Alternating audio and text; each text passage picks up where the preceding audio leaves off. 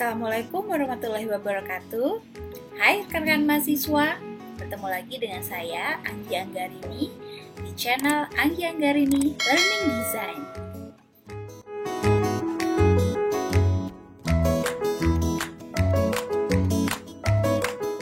Hari ini pembahasannya akan sedikit beda karena hari ini kita nggak akan mendesain tapi kita mau menulis.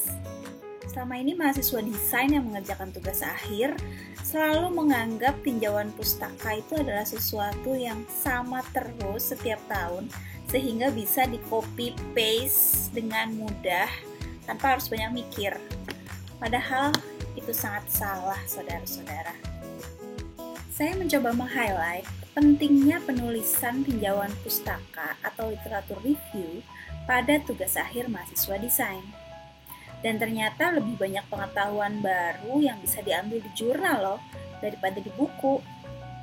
Di video ini saya akan memberikan tips mencari jurnal yang sesuai dan memasukkannya pada aplikasi Zotero. Yuk disimak!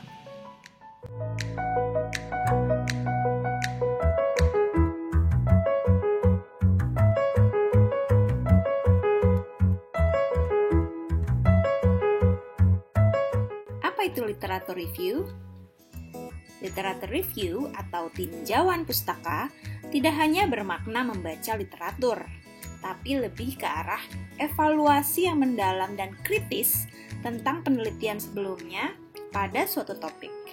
Sumber dari tinjauan pustaka atau literatur review dapat berupa artikel dari jurnal ilmiah, artikel dari proceeding, tesis dan disertasi, laporan, dan juga buku. Pada video kali ini, kita akan membahas tentang literatur review dari jurnal ilmiah. Manfaat literatur review dari jurnal ilmiah yaitu untuk mengetahui hasil penelitian yang berhubungan dan yang sudah pernah dilaksanakan. Juga untuk mengetahui perkembangan ilmu pada bidang yang kita pilih atau state of the art research. Juga dapat memperjelas masalah penelitian. Dan yang terakhir, dapat mengetahui metode-metode terkini yang diusulkan para peneliti untuk menyelesaikan masalah penelitian atau juga disebut state of the art methods.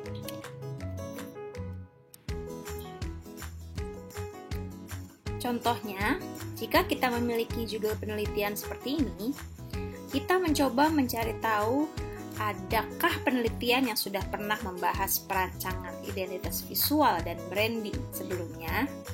Jika ya, sampai di mana perkembangan penelitian tentang hal itu? Lalu bagaimana kecenderungan permasalahan yang diangkat oleh penelitian dengan topik tersebut? Dan apa metode yang dipakai? Pembuatan literatur review dimulai dengan mengidentifikasi ruang lingkup penelitian dan menentukan kata kunci. Kemudian, mencari dan mengumpulkan artikel jurnal terkait. Yang ketiga, membaca hasil pengumpulan artikel. Selanjutnya, mengorganisasikan hasil pencatatan. Merencanakan struktur penulisan. Dan yang terakhir, mulai menulis, review, dan edit tulisannya. Pada video kali ini, kita akan membahas mengenai bagaimana mencari dan mengumpulkan artikel jurnal terkait.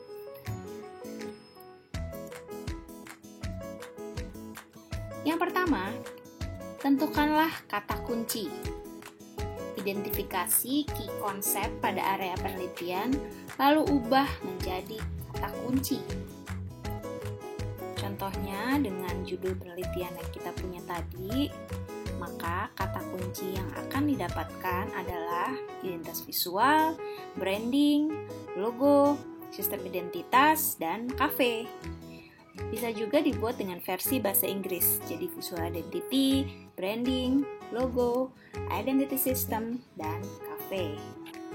Buka Google Scholar di scholar.google.com, lalu ketik kata kunci yang telah Anda siapkan. Pilih tahun terbitnya artikel. Kita cari artikel yang terbitnya 5 tahun terakhir ya. Coba lagi dengan kata kunci yang lain. Semakin banyak kata kunci yang dimasukkan, semakin spesifik juga hasilnya.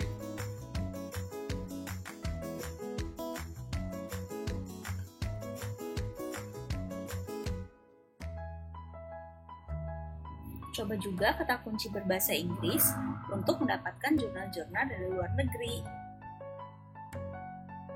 Selain melihat kesesuaian judul, lihat juga berapa kali artikel tersebut dirujuk.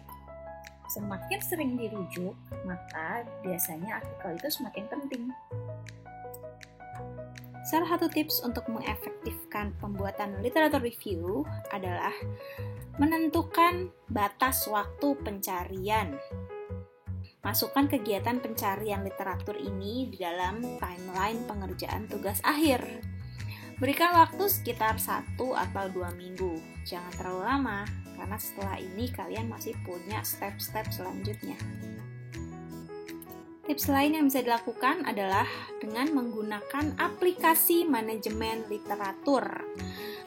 Install aplikasi Zotero untuk mempermudah manajemen literatur dan menulis citasi. Setelah di-download dan di-install, tampilannya akan seperti ini.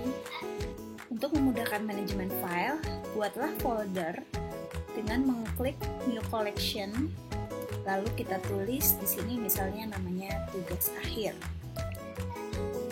Klik OK, dan disinilah kita akan memiliki tempat untuk menyimpan artikel-artikel yang berhubungan dengan tugas akhir. Ada beberapa cara untuk memasukkan artikel ke Zotero. Yang pertama, kita download dulu filenya, klik New Item, lalu Link to File, pilih file yang akan dimasukkan, klik Open, dan judul file kita akan muncul di sini, berikut dengan metadatanya.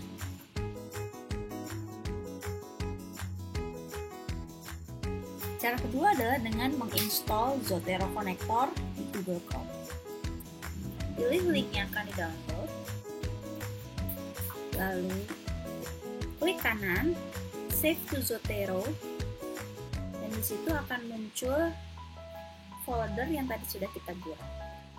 Klik Enter, judul artikel beserta dengan metadata dan full text PDF akan muncul di sini. Saat mencari dan mengumpulkan artikel, Anda cukup membaca abstraknya saja. Tidak perlu membaca keseluruhan file di tahap ini. Cermati masalah penelitian, tujuan, ruang lingkup, pembahasan, metode yang digunakan, dan hasil penelitian. Dan semuanya itu ada di dalam abstrak.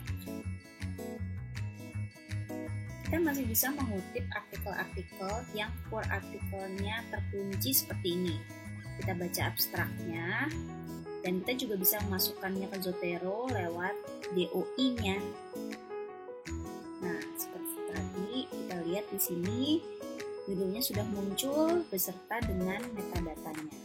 Tapi tidak ada link full text PDF-nya.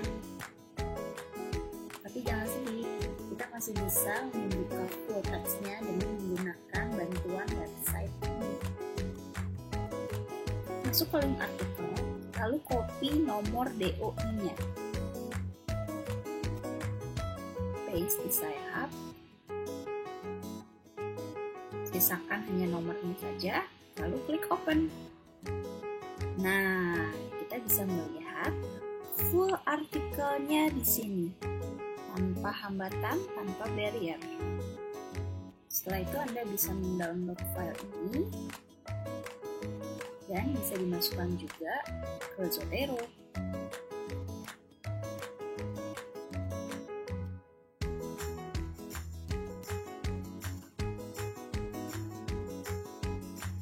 Setelah terkumpul, maka kita lanjut ke tahap selanjutnya, yaitu reading phase. Disinilah saatnya Anda membaca keseluruhan artikel tersebut. Selesaikan tahap pencarian, lanjutkan ke tahap membaca. Cermati hubungan penelitian dalam artikel dengan penelitian yang sedang Anda lakukan. Hubungan penelitian dapat berupa kesamaan media, bisa juga kesamaan pembahasan, kesamaan metode, kesamaan masalah penelitian, bahkan juga kesamaan bidang usaha klien. Buatlah folder dalam Zotero yang berisi hubungan-hubungan tersebut. Misalnya, dengan judul yang kita punya tadi, kita punya folder identitas visual, branding, morphological matrix, dan mind map sebagai metode, dan branding pada kafe. Kegunaan Zotero tidak cuma sampai di situ aja loh, tapi juga akan sangat berguna saat kita akan mensitasi artikel-artikel yang sudah kita cari tadi. Hal itu nanti akan kita bahas di video selanjutnya ya. Sekian video kali ini. Semoga setelah nonton video ini jadi makin ke-trigger lagi buat cari dan baca-baca jurnal ya. Sampai jumpa di video selanjutnya. Bye!